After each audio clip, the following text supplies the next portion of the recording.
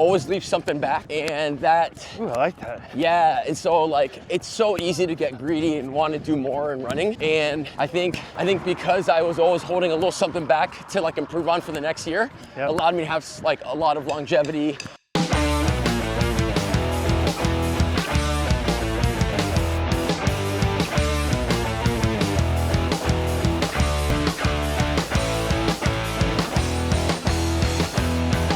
All right, fam, out here with Matt Centrowitz, gold medalist. We just started, by the way. We just started, so I can talk.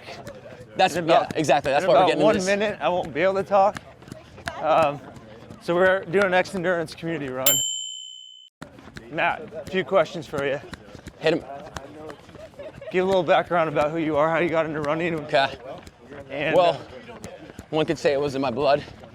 My dad was a runner, 2-time Olympian, former American record holder. My mom ran Hunter College, half miler. My sister ran NCAA All-American at Stanford. So, holy shit. Yeah, I just kind of was destined to do it.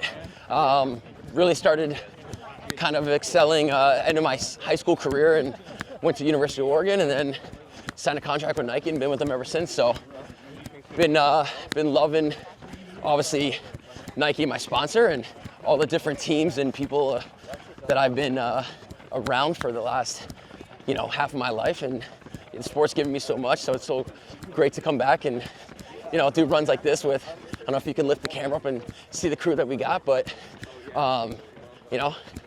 hopefully get some of these guys to fall in love with the sport like I did. How amazing is that your dad's a gold medalist and you're a gold medalist?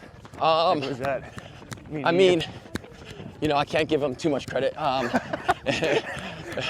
Anytime when I made my first Olympic team, he let me know right away. He's like, "Well, I made two." So the shit talking's always been a common thing in the Centrowitz household. So, but it's been great. Yeah, no, he's obviously been like the biggest mentor for me throughout my career, and a guy I still bounce, ideas and running talk with occasionally. So.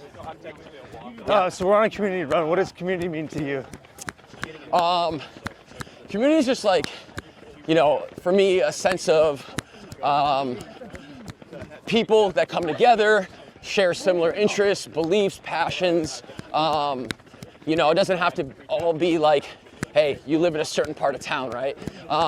It could be like, this is the running community here in Scottsdale, and the community that we have today, definitely a bit on the younger side.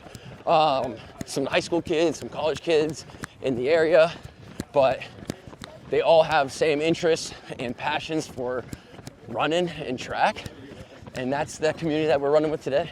Oh yeah, love it. What advice would you give to someone who's young and wants to get into running competitively? Yeah, that's a good question. I think I would let them know that running can be tedious, and running isn't always rainbows and butterflies, and maybe sometimes they never even feel that at all. But I think it's something that is a healthy lifestyle, promotes a healthy lifestyle. It's a lot of fun. The runner's high, Google it, it's a real thing. I haven't found it yet. I think you just gotta be patient with it. Anyways, I think if you're looking for overnight success in distance running, you're gonna be constantly disappointed with results. So be patient, let it come, and enjoy the process. Love it, love it. So you mentioned your sponsors, Nike being your biggest one. Yep. What's your favorite shoe? What would you recommend, like someone like me starting to run in? Dude, I just got into the new Vomeros. They're the Vomero 17s. I got them on right now. One of my favorite shoes I think that Nike's come out with. I love the wide toe box. I love the amount of cushioning and support it gives me. I can do hills in them. I can do easy runs. I can do long runs in them. So they're like really versatile. So I would start with that shoe, and then you can't go wrong with the Pegasus. I mean, it's Nike's longest shoe. I don't even know what number they're on right now, but it's been around forever. So that's what I would recommend. So where's home for you? Park City, Utah. Park City, Utah. Yeah, 7,000 feet. What are you doing in Arizona? Well, besides hanging out with my X-Endurance family, I am down here training, getting some really good warm weather training in and enjoying the sun. And yeah, just kind of getting a little sea level camp in. You know, as people do altitude camps, the people that live in altitude, they need to do sea level camps. So. Got it. Speaking of endurance, what's your protocol? What's your favorite product? Yep. When do you take it? How do you take it? So, I'm a man of routine. I throw the collagen in my smoothies, my green morning smoothies. I always full scoop of protein, full scoop of Fuel 5 before and after my workouts. And one thing that I've changed a little bit this year that I was speaking with Andrew about was kind of, I used to wait till after the workout to take it immediately, but I'm also starting to take a little bit of it before the workout. And that's been great. I've seen actually some improvements in my training. And then of course, the extreme endurance is probably, I don't know, everyone's favorite, right? It's the game changer, And right? so 3 in the morning, 3 in the evening, baby. And what benefits do you think you get from the extreme endurance? From extreme endurance? Yeah. Besides boosting my VO2 max, I would say just recovering quicker, being able to push the limits a little bit more. I feel like my threshold times have kind of come down a little bit. If it was 4:55 before, I mean, whether it's all the products mixed together, me just coming at the right time in my training, but 100%. that's been dropping as well, so. Yeah. All right, last question. What are some personal goals for you going into this Olympic year?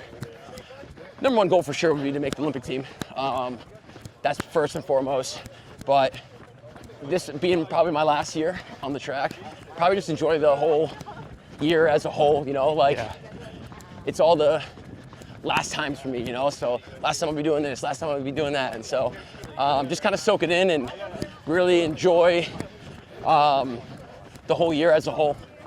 Awesome. Actually, I do have one more question. I ask everyone this. What's the best piece of advice you've ever gotten in your life? Doesn't have to do with track, but just whatever. Man, that's a tough one. Best piece of advice I've gotten in my whole life. That you remember. Yeah. That you're like, shit, I need to. That you could give someone else.